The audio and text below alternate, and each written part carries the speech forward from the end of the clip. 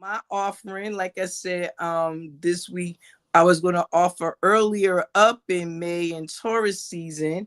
And Taurus, we talk about things like beauty, possession, money, and I was coming from the money space. So that is definitely self-help. And this book actually would be considered commercial psychology. So even in that way, I see that tiny little far-reaching tie, but I'd love to get started because this is a red collector's edition of a book. Okay. So when we go into this, we go into it with gentle care as a reference book, and definitely I use it as a reread every once in a while when I need a reminder of the good old days. So I'll get started. Social media is the way everybody promotes everything nowadays.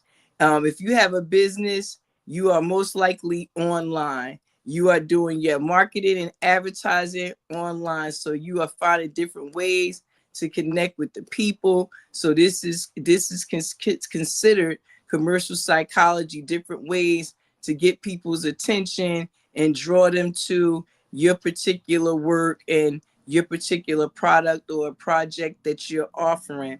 So before these fancy computers, normal people, regular old folks, we just used books, and we took bunches of classes and bunches of courses. Anytime a new book came out, we were running to the bookstore trying to figure out how to grow our business from the so-called gurus that had made it to where we were trying to go. And in 1996, there was how long ago was that? Oh, just saying it out loud make me feel antique, y'all. But in 1996, when I first started my consulting business, I was consulting small businesses on health and wellness and education and even homeschooling. And I was looking for ways to market myself. And so I'm watching, whatever I can get my hands on. I'm at the library as much as I can. But I heard about a book signing going on at the mall. And so I had to take the bus up the Woodbridge. Hey, shout out to the New Jersey Transit. Took me up to Woodbridge Mall and to the bookstore. And that's where I found this book here.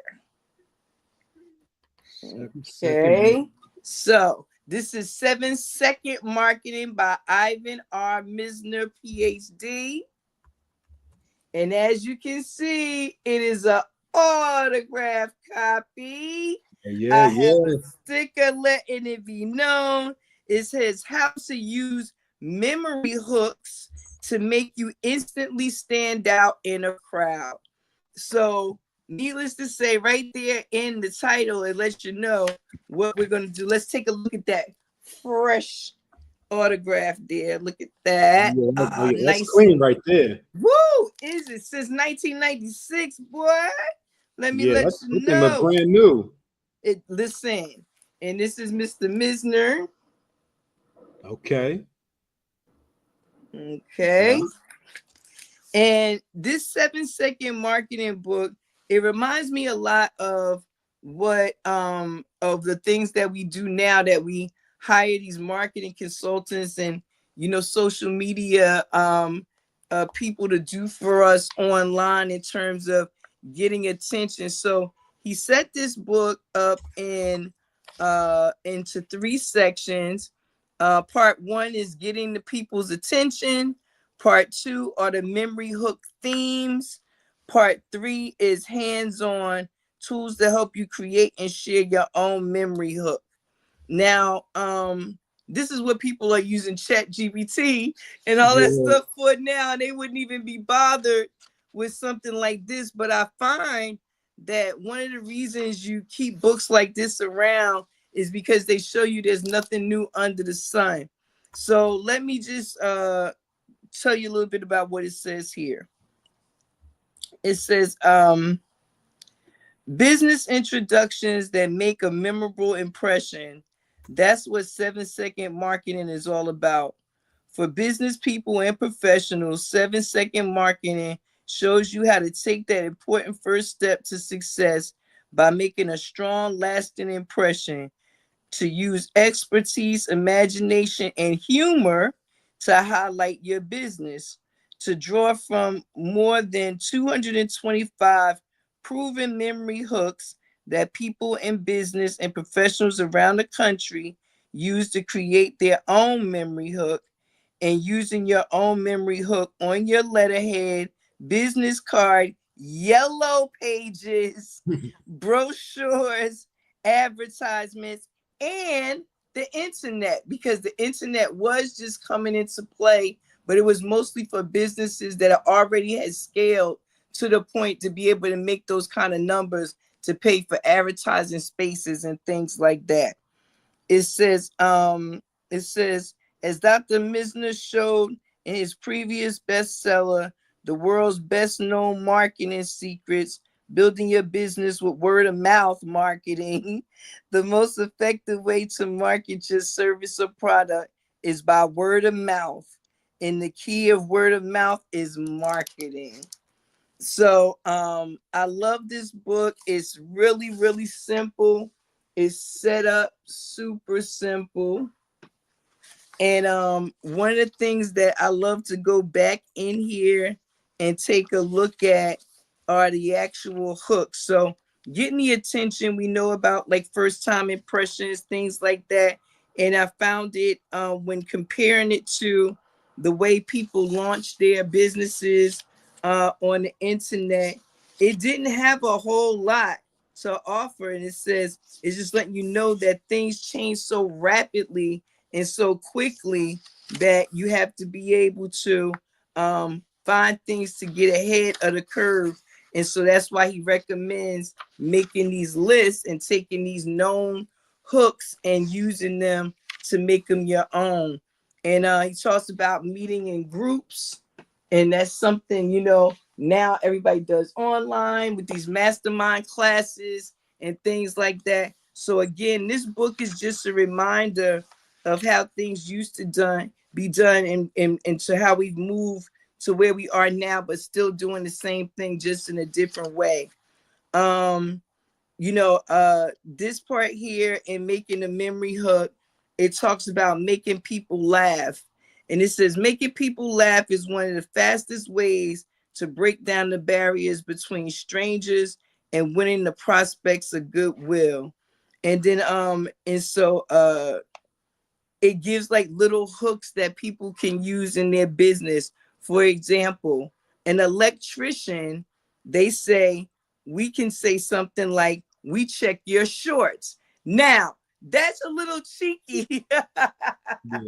And it's a little corny for today, but you have to think back when, you know, people weren't being bombarded by commercials and things all day, every day. Something like that was catchy. Right. Okay. Because a lot of the things that we remember now, for those of us who are older, who grew up with a lot of commercials, it's those little hooks that we remember. I'm stuck on Band-Aids because Band-Aids stick on me. You know what I mean? Little things like that. That was one of my favorites too. Let's see. It had a suggestion for a dentist. Be true to your teeth or they will be false to you. And then one more, it says a company that does carpet or changes carpet says, we're dying to save you money. So little things like that. Some of them were chuckle ha-has, and some right on the nose, and some just straight up corny. But nonetheless, it was a way for people to get their names for their companies out here. they have some in here. They have people who contributed to the book that have taken these that master classes back then.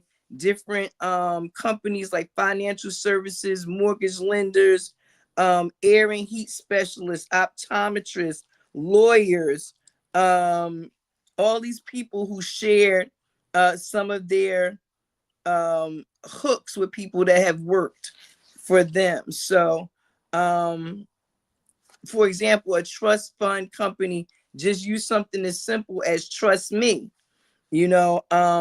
where it said, where a graphics and screen print company said, let us help you show you your true colors. So they were playing on the business areas and some of the work that they actually do. So it's really, really nice to see some of these old techniques that were being used and compared to how we're doing today.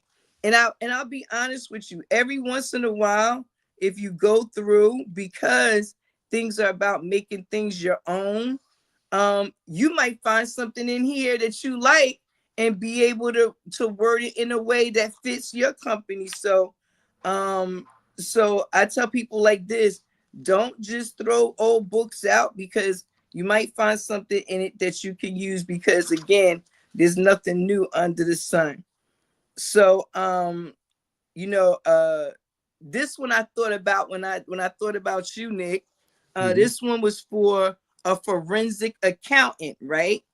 Okay. But it says the two hooks that worked the best for him were, we look beyond the numbers. Right? Mr. Numerology, right? Yeah. And then it says the next one, we do numbers so you don't have to. You know what I mean? So something like that, you could take it and repurpose it in a way. And that was what this book was really about, letting you know that you can create your own hooks. And that was what he does in part 3. After the show us your own, in part 3, he shows you how to create your own. And even though this book looks really, really thick, it's not that full because of the tight print that they use. Yes. The tight print that they use is not really that dense. But in the back there, it does give you a little space and recommends that you get a notebook and you create your own hooks. Nice. Okay. Got some workbooks. Right. In the form of like a workbook. Right. Exactly. So, again, this is just a collector's item for me. It's a reread. It's a reference. It's a keep on the shelf. A reminder of back in the day. Again, simple book. Not a whole lot to say, but that you will always have to be able to sell yourself and reinvent yourself and market yourself. And tools like this and the ones we have today, I think, especially since we're moving towards such automated things now, people don't think of clever things for themselves. You know what I'm saying? To say about their companies, they leave it to AI to create a catchy hook for them when nobody knows your business like you do. The algorithm may know what's going to get the hits, but if you really talking authenticity, creating your own hooks is still where it's at. So 7-second marketing, Misner, autograph copy, in great condition, keeping it on the shelf. Pristine for the day when it's worth a little bit of change, and then we'll market it for real. Use some of those techniques he has in there. So that's great, and that is one of the cornerstones of business. One of the most important things from my experience working with an entrepreneur, working with a business, is the marketing thing. And it's also been a pain point for us too, over time, over the past 5 or 6 years. The marketing has either helped us astronomically or caused us to struggle a bit when it comes to attracting business and clients and revenues and things like that. So marketing is very important when it comes to business. That's how you get in front of people. That's how you get people to come to you is through the marketing. Absolutely. So, yeah. Absolutely. And I can just say this, if you can imagine, if you take a look at how hard it is now to do marketing, imagine doing flyers and business cards and yellow pages. Yellow pages only came out once a year, or if you were in a really busy area, twice a year. And depending on how much money you had in your budget, you could end up with one little line like this, or a quarter page, half a page, quarter page, half a page, 3/4 a page. I remember because I've taken out ads in yellow pages.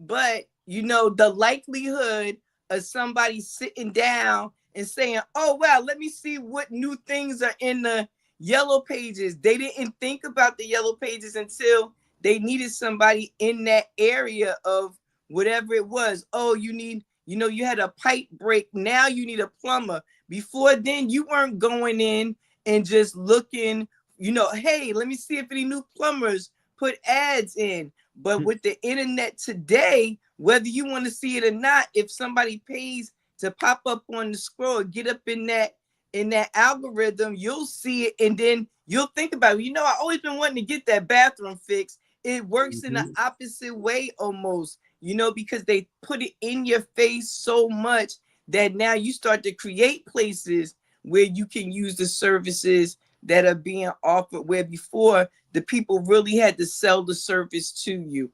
And I really appreciate this book and books like it when I was first starting my business, because that was an area for me that even is still a challenge, because all of this part of it, I don't want to do this part. I just want to do what I do. All the marketing and fancy hooks and commercials and all. I just want to do what I do. I just want to do what I do. And these kind of books made it really, really easy for people. It was almost for dummies books before they were for dummies books, like, hey, this is something simple. Sit down, open yourself. You can use your humor, your natural personality to come up with something to, promote your business and draw in continuous, new customers and new clients. So yep, for sure. Now, I just had 2 questions about this book. The first one is about the title. So the 7 seconds, 7-second marketing, is that the 7 seconds, is that the amount of time it takes to grab someone's attention with an advertisement or a hook? Like what is the 7 seconds about? Great question. So how they say everybody should have an elevator pitch?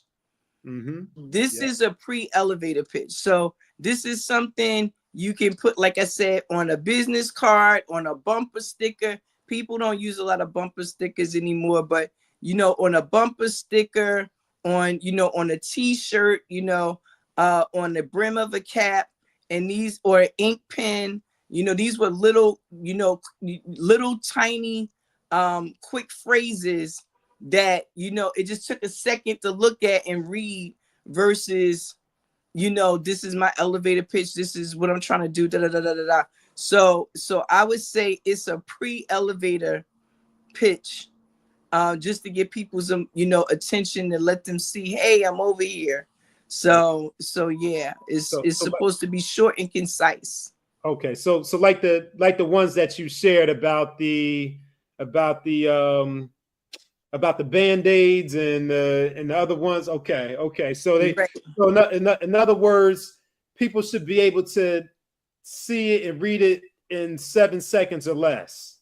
Right. You know, Okay. one of my old favorite ones, it was a commercial on best part of waking up, Folgers in your cup.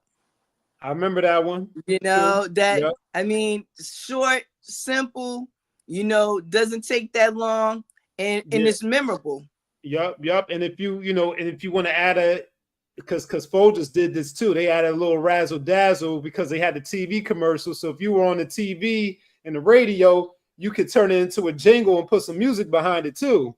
Absolutely, absolutely. And that's what those things did. You used them in different ways, you know, and that's why they encouraged you to write your own, because you could adjust it in different ways for different places for advertising. Yep, yep. Now, before I ask you the second question, now since I got into character and did the reading for Emotional Vampires, would it be customary for me to sing that jingle at this time? Absolutely, absolutely. Okay, all right. I gotta think about which one I'm gonna go with. I might go with my own version. I don't know. It's been so long. Let me see what I can come up with. Hold on. Let me get a drink. Oh yeah, we definitely need drink for that. Oh.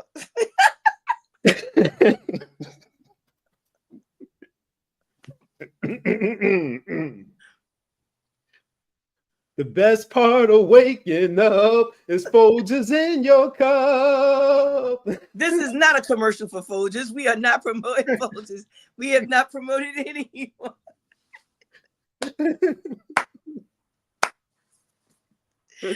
Oh my goodness, I love it. But yes, and you know, it's so interesting because just hearing those words, right? Mm-hmm. For me, it triggers a memory of the actual commercial. I can see the lady laying in her bed. I can see her smelling the coffee. I can see the sister running down the stairs, the son home from the military. They hugging, they got coffee. You know, look at that. That commercial is so old, but it's so vivid because that little hook it worked. Yeah, You it know, did. it worked its way into your psychology. That's, Yeah. you know, commercial psychology. For those of you looking for a old school, new school version of a great job, commercial psychology is everything. Why do they put the woman in the red dress? Why do they, you know, make the frost come off of the cup a certain way? Which Mm-hmm. angle to turn the food to? Like, it's an amazing area of expertise to be proficient in. So shout out to all the people who do that for a living. And Yep. if you ever just need to promote somebody, me and Nick are always looking for ways to promote all the wonderful things that we do. Thank you very much in advance. Yep. Yes, indeed. Yes, indeed. And as you see, Nick will sing all of our jingles. So all you gotta do is bring them my way. Maybe we should get our audience to give us some jingles for UnRead. You already wrote us a poem, which if you guys missed the poem that Mr. Westbrooks wrote for us during Poetry Appreciation Time, oh, please last go back month. and take a look at that and some of our other episodes. I promise you'll always find something to make you have a good time. But yes, Nick will sing all of our jingles for us because that was amazing. Yeah, it might have been the last episode. I mean, I know it was last month, so it might have been the last It was episode, maybe April, yes. It was definitely April, episodes before. Yes, But yeah, yes. But yeah, so the phrases, the jingles are catchy and memorable, and then also it's the repetition too. Like you're gonna see it like 5 or 10 times, during the day or throughout the week. So that's the other way that you remember. Like, how did I remember that's how the tune goes? And I ain't seen that commercial in probably like two decades. I know. I don't even know if they still make commercials like that anymore. But I remember that one specifically. And the thing was, look, you talk about diversity and the way they use something more than one way. When it was time for Christmas or time for Mother's Day or something, they would switch that same commercial around and use it again, Yep. to promote whatever holiday it was. And so now when the mother comes downstairs, it's a Christmas tree in the background, and the son is standing there in front of the Christmas tree with the coffee versus in the kitchen with the coffee. So, definitely, old school marketing, man, like marketing, advertising, wonderful, wonderful things to study and apply, and I know that I definitely can do better in that space. And so books like this and all the things that they got going on now, I definitely pay attention to, because it's still one of my challenges. I just want to do what I want to do. I don't feel like advertising nothing. Yep. And they'll put a little bit of Christmas bells behind the music too, to give you that vibe. Absolutely. Yep. You gotta have some reindeer bells or something. Yeah, some sleigh reindeer bells. Yeah. Now I remember being in elementary school. I don't remember probably around the time or close to the time that these commercials were out that we're talking about. But I remember going on a field trip in elementary school to some type of ad agency or marketing agency where we went to the agency and they showed us some of the secrets behind the advertising and how they market certain products. Like they were showing, one that I really remember was how they, for the cereal commercial, how they told us that they use glue instead of actual milk in the picture to give it that visual appeal to it. And that's just one thing about it. And then years later, when I became an adult and started getting into the metaphysics, which is something else that we have talked about on this show, and of course psychology, and the subliminal. And when we get into our esoteric art, we'll talk about those subliminal messages that they have in the logos and the ads and all those things, how they influence people to consume certain products and services, especially those that may or may not be the best for us. Absolutely. Going, like Roo said, with the red dress, going down to the colors, going down to the font size, not just what the words say, but even the type of font that they use. It gets really intricate and specific the way that they create these logos and these advertisements, and they do this marketing to sink down into your subconscious mind and influence your behavior. Absolutely. It's very absolutely deep.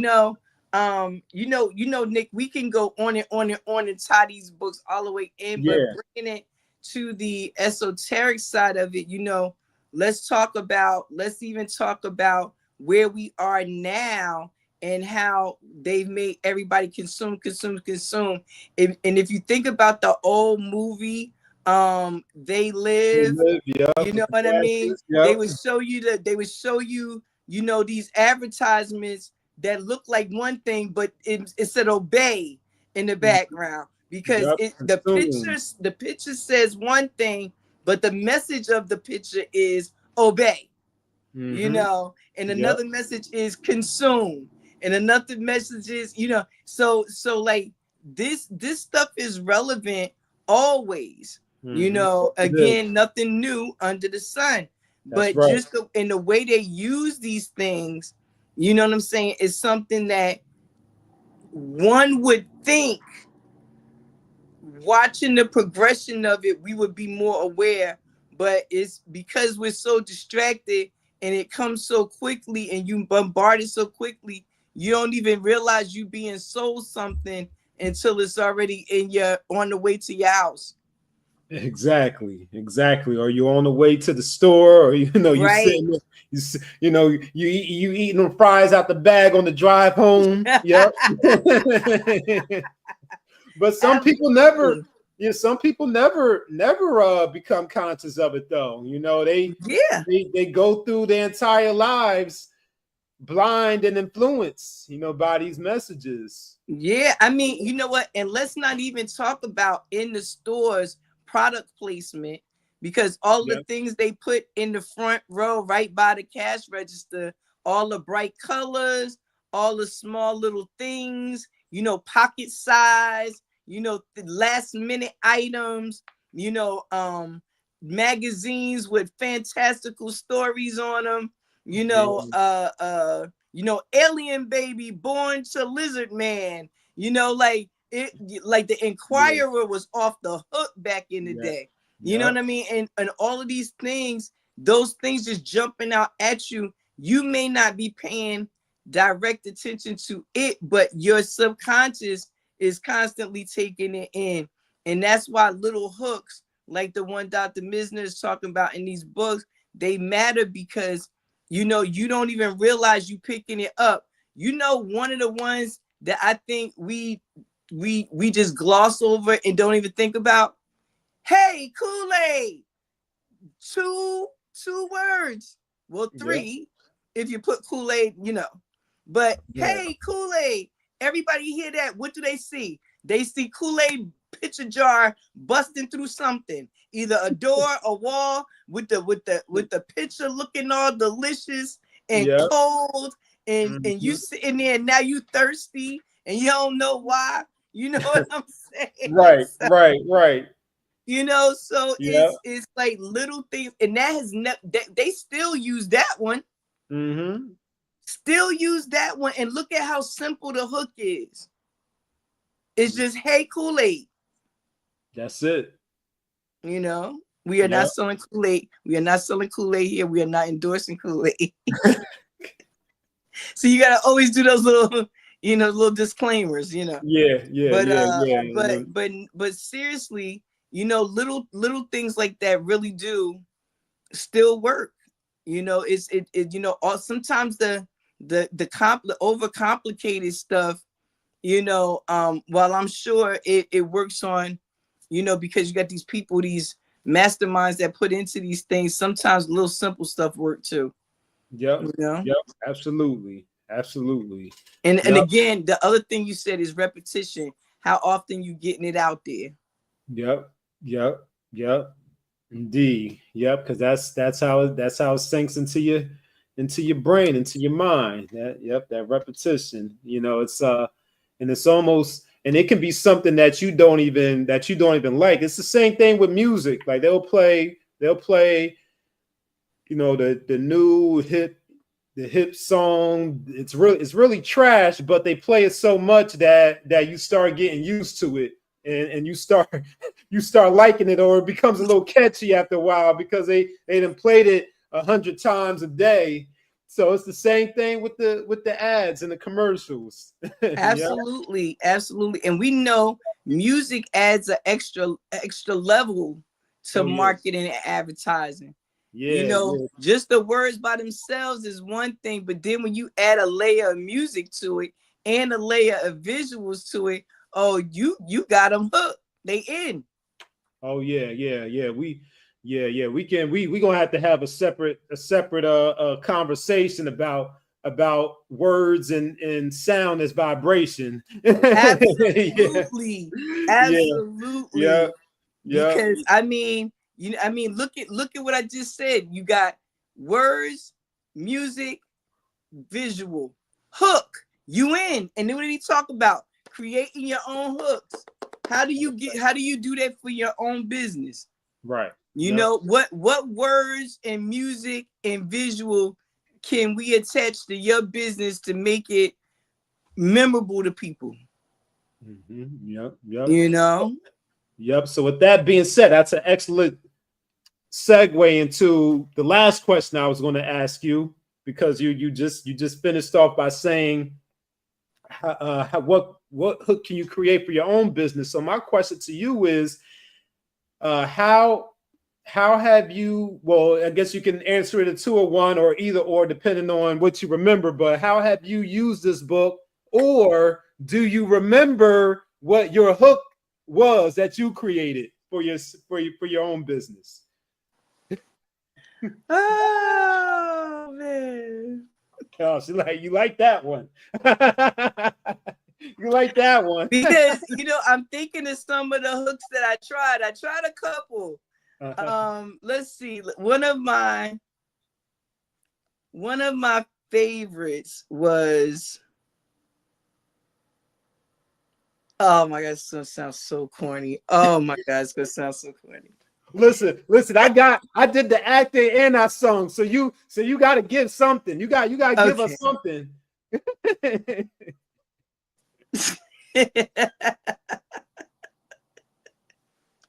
So I had a basket business where I would make these little, baskets with, like homemade, lotions and all this. Now, mind you, this was back in the 90s when my children was, my youngest children was small.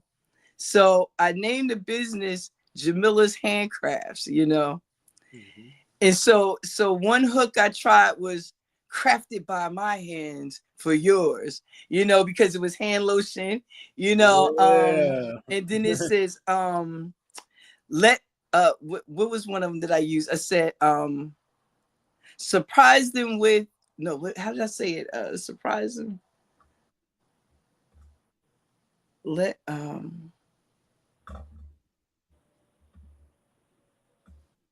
Oh, this was the corny one. Okay.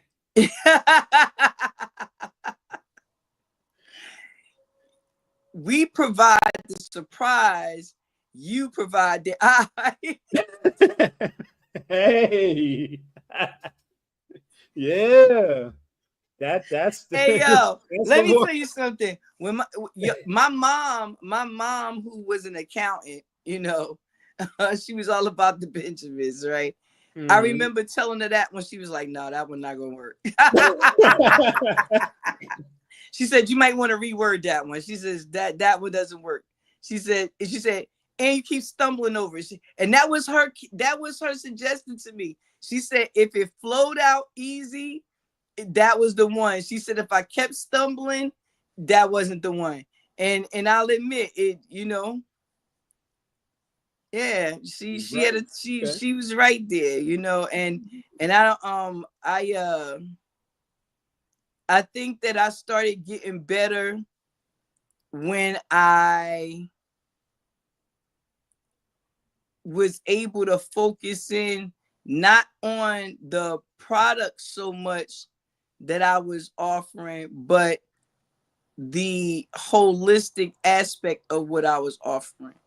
Okay. So, everything that I did was, from, made by hand. So, by being able to let people know the vehicle in which they were getting things were not manufactured in a shop, but by somebody's loving hands, I was able to spin a couple of little different sayings here and there, depending on what the products were. So, so I think I had the most success with my sweet treats. Okay. Oh my God, I can't even believe I'm gonna say the name.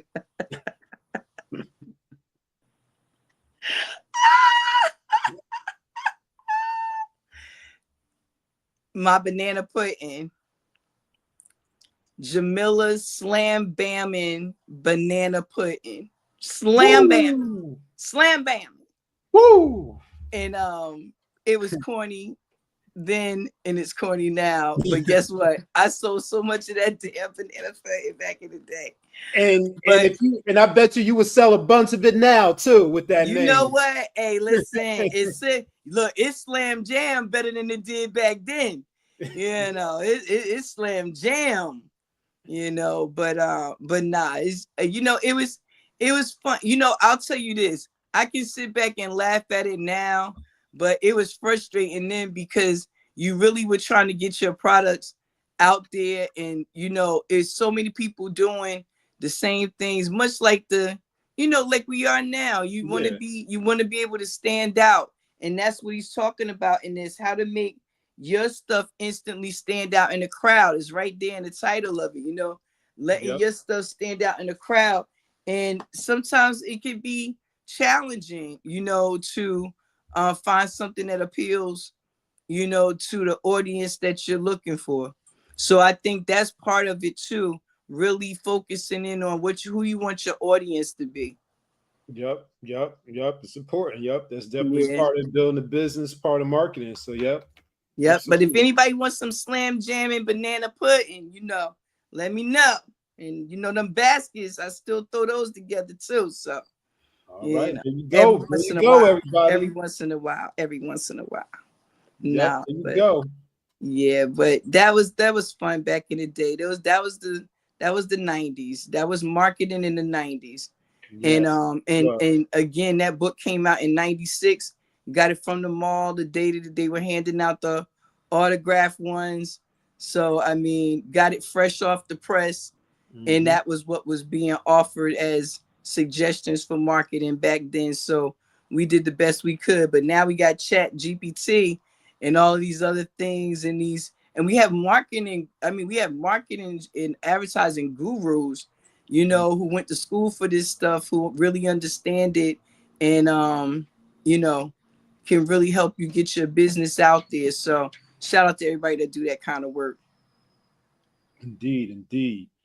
So yeah, I actually thought of one more thing, but this would be a quick question. It's not going to require you to embarrass yourself again. This is about the book. I thought about this, but I forgot to ask it earlier.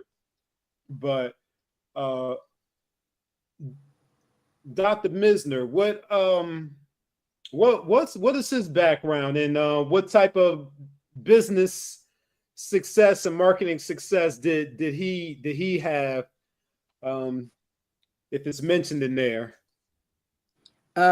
It talks about his background, obviously in marketing, and he was the former president, the founder and president of the Business Network International of San Dimas, California, a networking organization with more than 600 chapters worldwide since its inception in 85. And it says they had over 1.5 million referrals, generating over $500 million for business force participants. And back then, $500 million meant something.